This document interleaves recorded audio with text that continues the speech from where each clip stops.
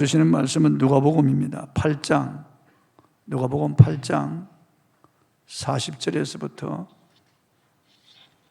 42절 그리고 49절에서 56절까지 보시겠습니다.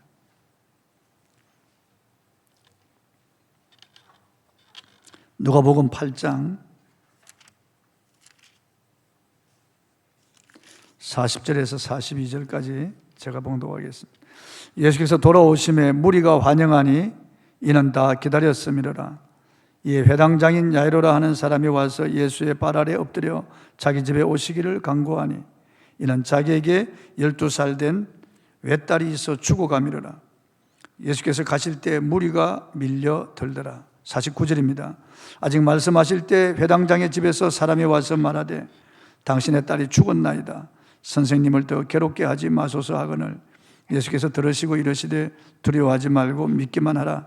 그리하면 딸이 구원을 얻으리라 하시고 그 집에 이르러 베드로와 요한과 야고보와 아이의 부모 외에는 함께 들어가기를 허락하지 아니하시니라. 모든 사람이 아이를 위하여 울며 통곡하며 예수께서 이르시되 울지 말라. 죽은 것이 아니라 잔다 하시니 그들이 그 죽은 것을 아는 고로 비웃더라. 예수께서 아이의 손을 잡고 불러 이르시되 아이야 일어나라 하시니 그 영이 돌아와 아이가 곧 일어나거늘 예수께서 먹을 것을 주라 명하시니 그 부모가 놀라는지라.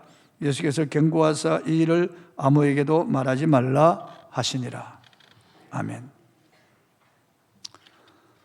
두려워 말고 믿기만 하라, 이런 주제로 오늘 말씀을 선포하겠습니다.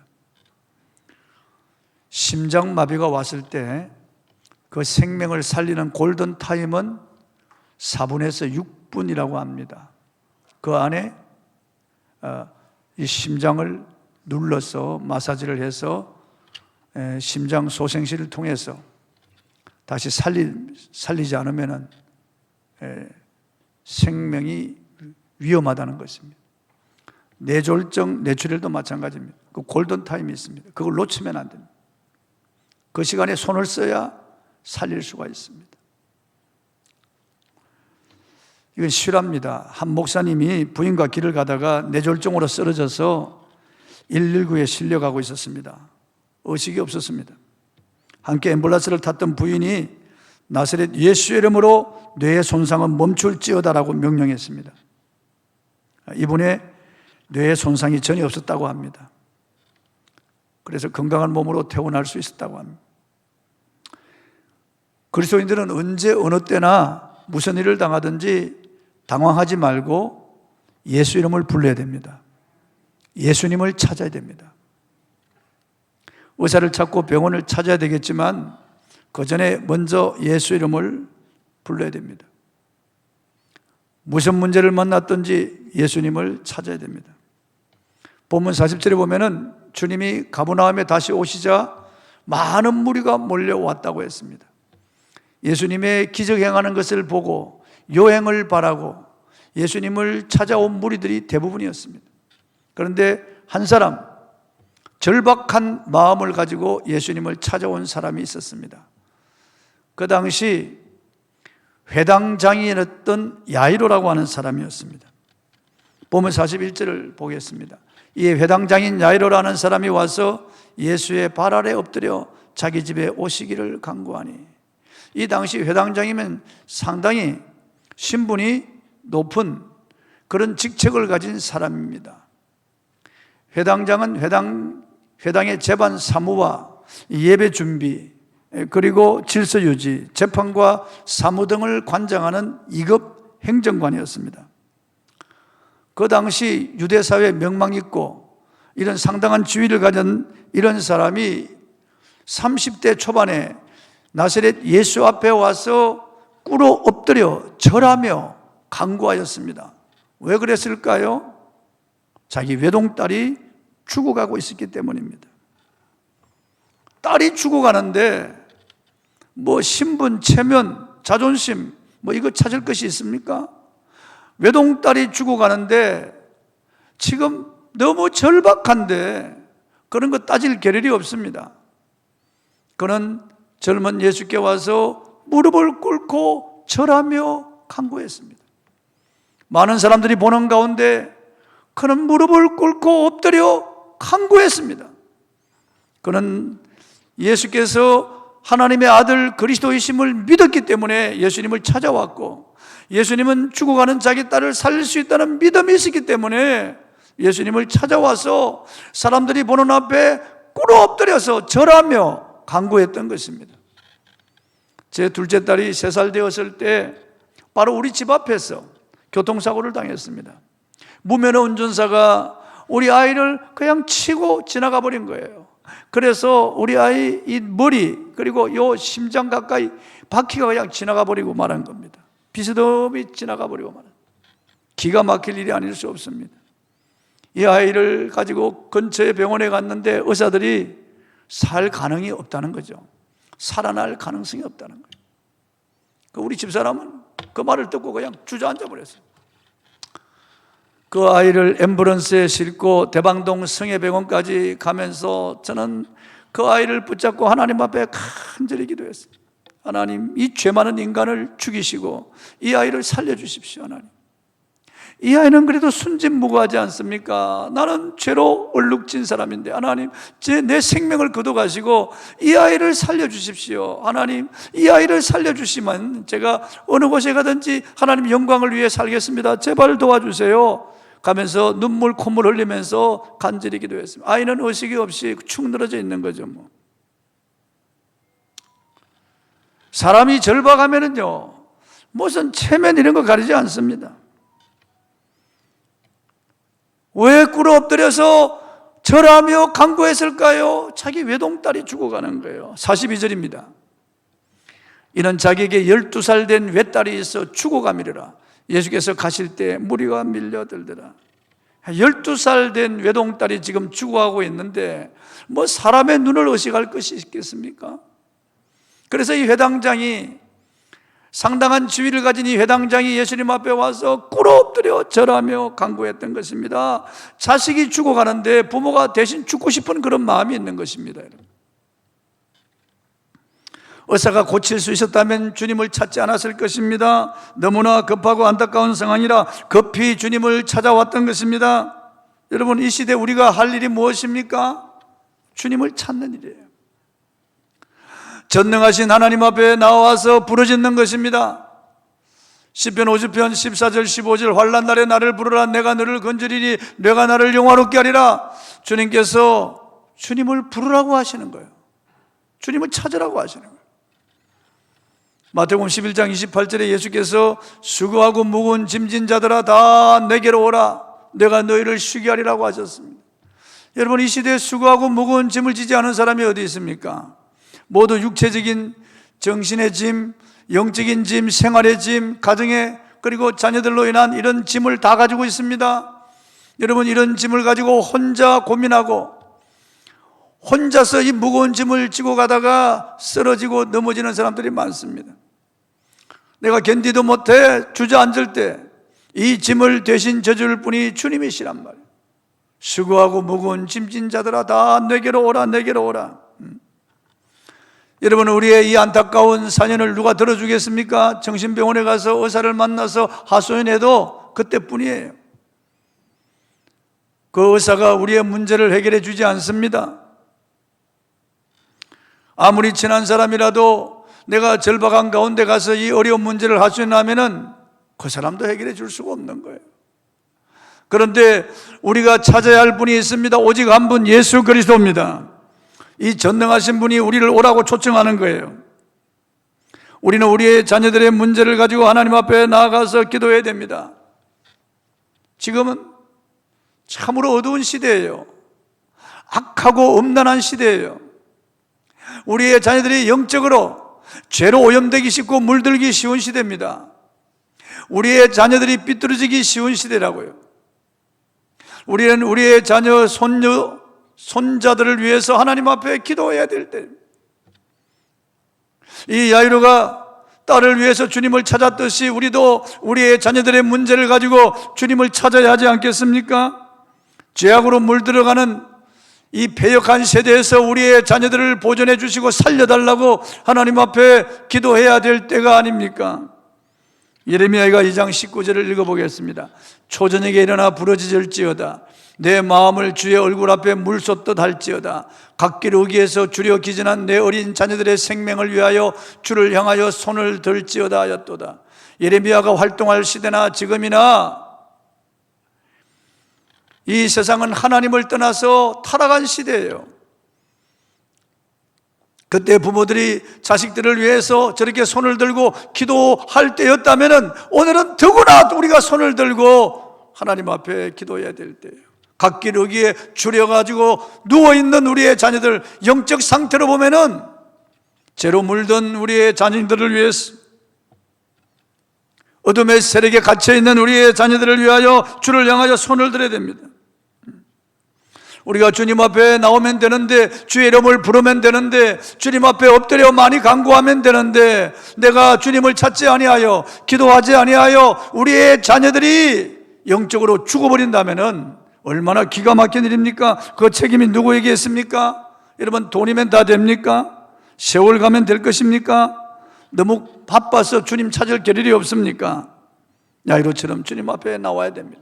무릎을 꿇고 주님 앞에 간구해야 됩니다. 거기에 살 길이 있습니다. 견디다 못해 쓰러질 때 나를 구원해 줄리 오직 예수 그리스도 한 분밖에 없습니다. 여러분.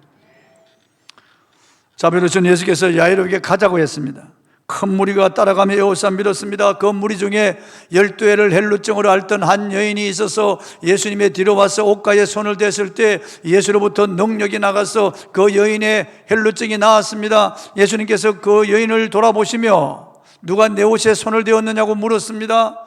여자가 감출 수 없어서 나와서 예수님 앞에서 자기에게 된 일, 즉 그가 믿음으로 주님의 옷을 만졌을 때 능력이 나와서 헬루의 근원이 마르고 깨끗이 나았다고 간증했습니다. 예수님께서 따라 내 믿음이 너를 구원하였으니 평안히 가라, 내 병에서 노여나 건강할지어다 라고 축복하셨습니다. 그래서 시간이 지체되었어요. 그 사이에 야이로의 집에서 한 사람이 와서 야이로에게 참 눈앞이 캄캄할 이 전가를 해 주었습니다. 본문 49절입니다. 아직 말씀하실 때 회당장의 집에서 사람이 와서 말하되 당신의 딸이 죽었나이다. 선생님을 더 괴롭게 하지 마소서 하거늘 절망적인 말을 한 것입니다. 예수님이 와도 소용없게 되었다는 말입니다. 왜냐하면 아이가 죽었기 때문입니다. 호흡이 끊어졌습니다. 죽으면 병의 정상도 함께 끝나고 의식도 끝이 나는 것입니다. 죽으면 모든 것이 끝입니다. 딸이 죽었다는 말을 들은 야이로 눈앞이 캄캄해졌고 막 가슴이 떨려오고 다리가 후들거려서 그냥 서 있을 수가 없을 정도였을 겁니다. 죽었다는 말은 사람이 들을 수 있는 소식 가운데 가장 절망적인 소식이요 가장 비참한 소식입니다. 딸이 죽어가고 있다는 것과 딸이 죽었다는 것은 하늘과 땅 차이입니다. 그냥 딸이 아직 생명이 붙어 있다면 살아날 희망이 있지만은 죽었다면 끝난 것입니다. 다시는 이 세상에 딸을 볼 수가 없습니다. 딸의 시신을 싸서 땅속에 묻어야 할 것입니다. 기가 막힌 일이 아닐 수가 없습니다. 모든 희망이 다 사라진 것입니다. 그렇지만 신앙은 인간의 이성과 과학적 사고와 자연 법칙과 물리 법칙을 초월합니다. 예수께서 두려워하지 말고 믿기만 하라고 하셨습니다. 본문 50절입니다. 예수께서 들으시고 이르시되 두려워하지 말고 믿기만 하라. 그리하면 딸이 구원을 얻으리라 하시고 아멘. 두려워하지 말고 믿기만 하라. 야이로의 하인이 와서 당신의 딸이 죽었나이다, 주인의 딸이 방금 죽었나이다 라고 전했습니다. 그런데 예수님께서는 죽었다는 말을 들으시고 두려워하지 말고 믿기만 하라고 말씀하십니다. 그러면 내 딸이 구원을 얻으리라고 말씀하시는 거예요. 여러분, 상식적으로, 의학적으로, 생물학적으로 죽은 것입니다. 분명히 죽어서 시체가 된 겁니다, 여러분. 그래서 아이는 죽었다고 알려주었습니다. 그런데 예수님께서는 두려워 말고 믿기만 하라고 말씀하시는 거죠.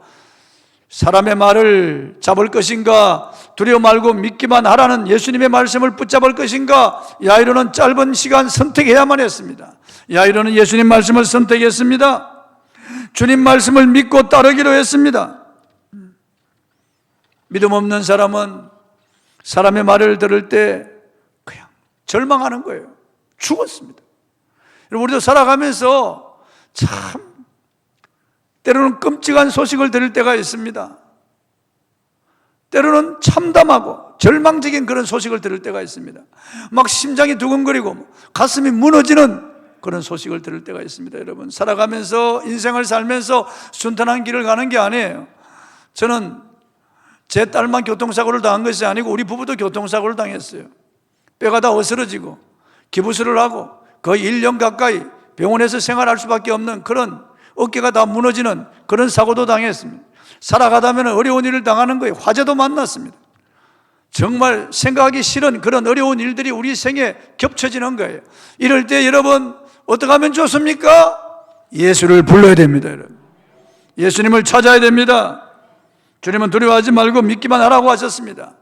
두려워하지 말아야 할 이유가 무엇입니까? 전능하신 하나님이 계시기 때문입니다. 여러분, 내 방법이 끝날 때 하나님 방법이 시작되기 때문입니다. 우리는 내 길이 어느 정도 열려 있으면 하나님의 길로 들어서지 않고 뭔가 따로 붙잡을 것이 있으면 하나님을 붙잡으려고 하지 않습니다. 밤과 어둠이 끝이 아니라 아침이 온다는 것을 알려주는 것입니다. 바닥까지 내려갔습니까? 더 이상 내려갈 수 없다는 것은 올라갈 희망이 남았다는 것입니다. 내 그릇에 있는 것이 다 쏟아졌습니까? 그것이야말로 이제 하나님의 것을 담을 수 있는 기회라는 것입니다. 그러므로 여러분, 두려운 말을 들을 때, 두려운 환경을 만날 때 두려워하지 말고 절망하지 마십시오. 하나님과 그분의 말씀을 믿으십시오. 성경은 믿음이 세상을 이긴다고 말씀하고 있습니다. 믿지 못할 때 두려움이 생기는 거예요. 미국의 남침례교회 저명한 로이 앙겔 목사님이라는 분이 계십니다. 이분이 섬기는 교회에 충성스러운 월터 집사님이 계셨습니다. 앙겔 목사님이 무슨 일이든 교회를 부탁하면은 그는 언제나 네 목사님, 제가 할 수 있는 일이라면 해보겠습니다 하고 선뜻 대답하고 힘껏 봉사하는 것이었습니다. 한 번은 로이 앙겔 목사가 윌트 집사에게 이렇게 물었습니다. 집사님, 그동안 내가 이 교회를 섬겨오면서 집사님에게 무슨 부탁을 해도 집사님은 한 번도 거절하지 않고 항상 웃는 얼굴로 그것을 응낙하고 힘껏 봉사했는데 혹시 그게 어떤 특별한 이유라도 있습니까? 라고 물었습니다. 그러자 윌트 집사가 이렇게 대답했습니다. 목사님이 지난번 결혼식 주례를 해주신 제 딸아이가 12살 되었을 때 열이 40도나 되게 심히 앓았고 의사도 손을 쓸 수 없다고 했습니다. 의사는 이제 인간의 한계 상황이 지났다고 했습니다. 당신 딸을 살릴 수 있는 길은 오직 하나님뿐이라고 했습니다. 의사는 윌트 집사에게 기도할 수 있느냐고 물었습니다. 윌트 집사는 네, 할 줄 압니다. 제가 하나님께 헌신한 신용이 조금 있습니다라고 대답했습니다. 그리고 저희 부부는 베란다에서 함께 기도했습니다. 저희는 그 외동딸로 인해 누린 12년간의 기쁨과 행복에 대해 하나님께 진심으로 감사하며 주님의 뜻으로 이 딸을 데려가셔도 아무런 원망이 없다고 하며 이렇게 기도를 드렸습니다. 하나님이 이 딸을 저에게 더 맡겨주신다면 저희는 앞으로 주님이 시키는 일은 무엇이나 다 하겠습니다. 제가 그렇게 기도한 것은 어떤 흥정이 아니라 주님께 저희 약속을 바친 것이었습니다. 저는 그 후 언제나 그때 하나님께 드린 약속을 지키면서 살려고 노력을 합니다.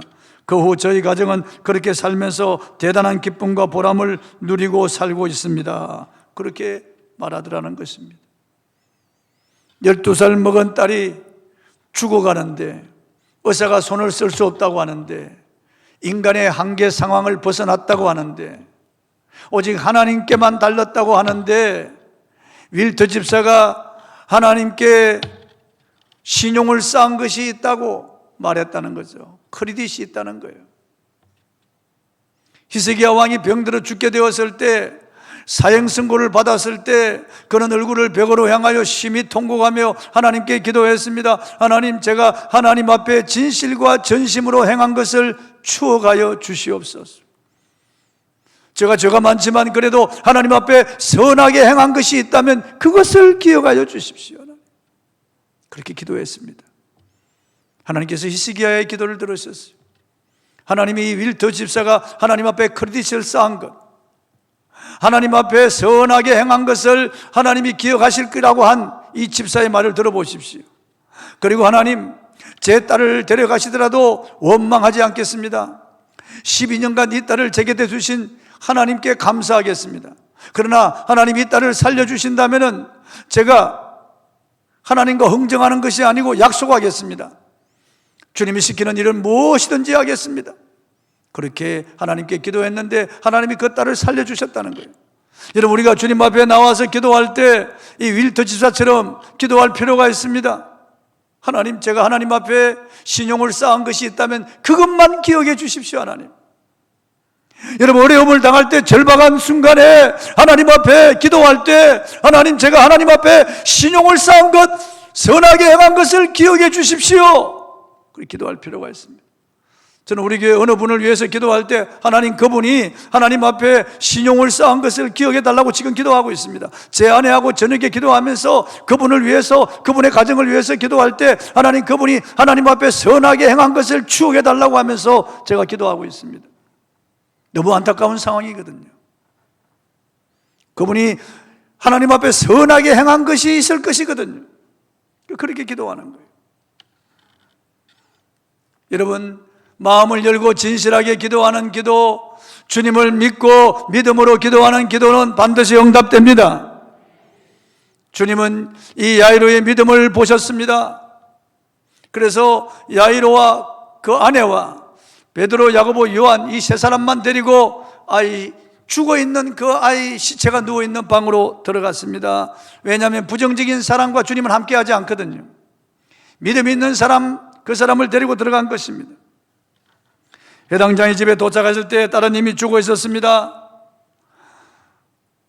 장례식 분위기를 연출하는 사람들, 돈 받고 와서 피리 불고 헌화하고 곡하는 사람들이 그 집에 와서 이미 피리를 불고 곡을 하고 헌화하고 있었습니다. 본문 52절입니다. 읽어보겠습니다. 모든 사람이 아이를 위하여 울며 통곡하며 예수께서 이르시되 울지 말라, 죽은 것이 아니라 잔다 하시니. 예수님이 잠시 혼돈하셨을까요? 아닙니다. 인간의 관점에서, 인간의 상식, 의학적으로, 생물학적으로 아이는 죽은 것이 분명합니다. 그러나 생명의 주인이신 주님 앞에는 죽음이라는 것이 없습니다. 전능자 예수님 앞에는 죽음이라는 것이 없고, 생명의 주관자가 되시는 그분의 눈으로 볼 때 이 아이는 자는 거예요. 53절에 보면 그들이 그 죽은 것을 아는 거로 비웃더라고 했습니다. 이 사람들은 장례식장에 많이 가서 장례식 분위기를 연출하는 사람들이라 아이가 죽은 것, 그건 모르겠냐는 거예요. 분명히 아이는 죽었다는 거죠. 심장이 멈췄고 호흡이 끊어졌습니다. 아이가 싸늘하게 시체가 되었는데 예수님이 잔다고 하니까 비웃었던 거예요. 비웃었던 거예요. 그들이 알고 있는 것은 인간의 지식, 상식, 그리고 의학적 그런 견해죠. 그러나 주님은 전능하신 분입니다. 무엇이든지 다 하실 수 있는 분이에요. 예수께서 죽은 아이의 시신에 다가가 이미 싸늘해진 손을 잡으셨습니다. 54절입니다. 읽어보겠습니다. 예수께서 아이의 손을 잡고 불러 이르시되 아이야 일어나라 하시니, 아람으로 달리 다굼 하셨습니다. 아이야 일어나라, 그 말이에요. 달리 다굼 하셨습니다. 창조주의 음성이 그 방에 울려 퍼졌습니다. 천지와 만물을 말씀으로 창조하신 그분의 음성, 아담아라고 하는 흙으로 우리 인간을, 육신을 만드시고 그 코에 루아라는 생기를 불어넣으셨던 바로 그분입니다. 말씀이신 바로 그분입니다. 창조주이신 바로 그분, 전능자이신 바로 그분, 흙에 생기를 불어넣으셨던 바로 그분이 달리 다굼하시는 겁니다. 전능한 그분의 음성이 시체 위에 떨어졌습니다. 죽었던 아이가 다시 살아났어요. 그 영혼이 돌아왔어요. 본문 55절입니다. 읽어보겠습니다. 그 영이 돌아와 아이가 곧 일어나거늘 예수께서 먹을 것을 주라 명하시니. 기절했던 게 아닙니다. 분명히 죽었어요. 영이 떠났습니다. 그런데 예수님이 아이야 일어나라고 하자 그 영이 돌아왔어요. 떠났던 영혼이 다시 돌아와서 이 아이가 일어났습니다. 그 몸에 생기가 돌아왔습니다. 심장이 박동하기 시작했습니다. 체온이 따뜻해지기 시작했습니다. 그리고 눈을 떴습니다. 두리번거리고, 그리고 부모의 품에 안기게 되었습니다. 얼마나 그 부모가 기뻐했을까요? 눈물을 흘리며 끌어안았을 겁니다. 아마 비명을 질렀을지 모릅니다. 너무 좋아서 어찌할 바를 알지 몰랐을 것입니다. 예수께서 두려워하지 말라고 하신 이유가 바로 여기 있습니다. 여러분, 세상의 지식이나 어술이나 과학이 죽은 사람을 살릴 수 있을까요? 인간이 문명이 발달하고 인공지능이 인간을 능가하는 부분이 있다고 하여도 그런 것들이 죽음의 문제를 해결할 수 있을까요? 세상 재물이나 권력이나 철학이나 종교가 인간의 죽음을 되돌릴 수 있을까요? 세상 어떤 심오한 지식을 가진 사람이나 귀신을 숭배하며 마술 행하는 사람이 죽은 시체를 향하여 일어나라고 말할 수 있겠습니까? 오직 한 번 예수 그리스도만이 죽은 시체를 향하여 일어나라고 명령할 수가 있습니다. 여러분. 오직 예수께서만 영혼을 다시 되돌릴 수가 있습니다. 절망적 상황을 희망으로 바꿀 수 있는 분은 예수님밖에 없어요. 여러분, 머지않아 예수께서 당신의 이름을 불러줄 날이 올 것입니다. 여러분. 그날이 언제인지 우리가 알 수 없지만은 반드시 그날이 옵니다. 예수께서 우리의 이름을 불러줄 바로 그날이 옵니다. 온 천지간에 주님의 음성이 울려 퍼질 것입니다. 동시에 울려 퍼질 것입니다. 동시에 저와 여러분은 분명하게 주님이 내 이름을 불러주는 그 음성을 들을 것입니다. 요한복음 5장 25절입니다. 읽어보겠습니다. 진실로 진실로 너희에게 이르노니 죽은 자들이 하나님의 아들의 음성을 들을 때가 오나니 곧 이때라. 듣는 자는 살아나리라. 우리가 바다에 빠져서 없어졌든지 불에 타든지 아니면 흙땅 속에 묻혀서 흙이 되든지 다 잿가루로 날아가 버리든지 이 땅에 사라지더라도 주님은 그분의 말씀으로 다시 우리를 살리실 것입니다. 그분이 입으신 그 부활의 몸을 저와 여러분이 동일하게 입을 것입니다. 이 몸은 약하고 이 몸은 늙어가며 쇠하여집니다. 여러분, 우리 어르신들 보면 제가 안타까운 마음이 많아요. 무릎이 아프다고 하는 분들, 허리가 아프다고 하는 분들, 눈이 침침하고 소화가 잘 되지 않는다는 분들, 심장이, 모든 이 몸의 기능이 어느 한 곳 성한 곳이 없어요. 나이가 많아지면 전부 노쇠하고 모두가 다 낡아지는 것입니다. 모든 기능이 다 떨어지는 것입니다. 그런 거리가 얼마나 힘든지 알 수 없어요. 앉는 것도 어이구 이렇게 주저앉는 겁니다. 일었을 때도 하고 일어서는 거예요. 얼마나 힘들고 고통스러운지 알 수 없습니다. 여러분 젊은이들이요, 여러분은 그 젊음을 항상 간직하고 있겠습니까? 아니에요. 삽시간에 늙어지는 거예요.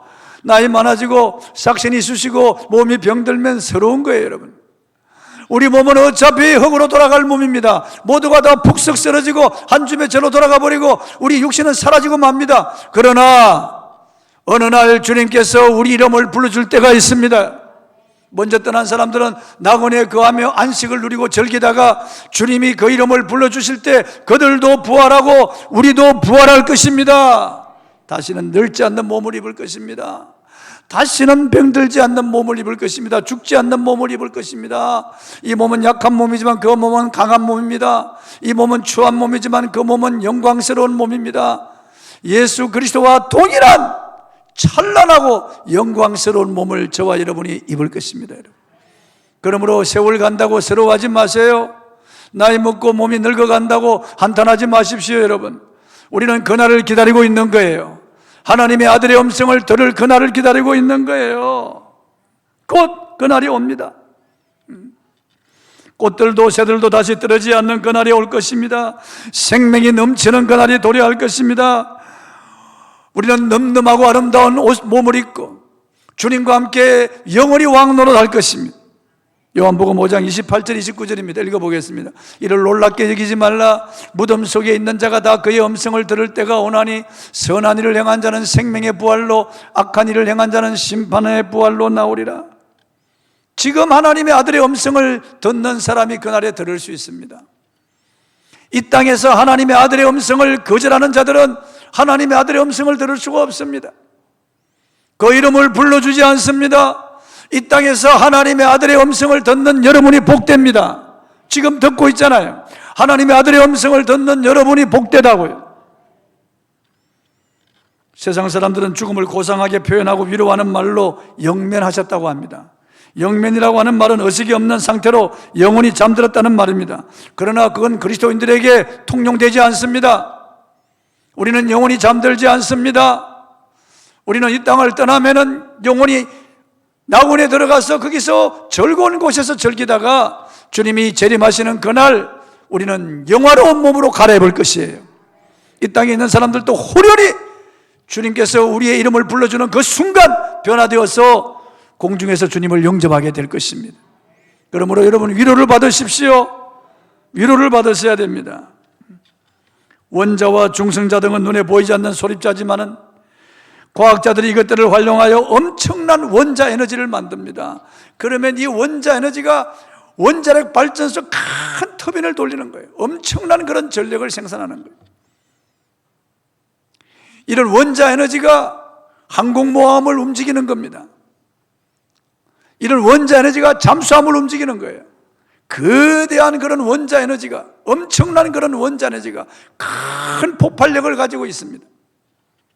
그런데 이 우주와 만물을 창조하신 우리 주님의 그 음성은 엄청난 에너지가 들어가 있는 거예요.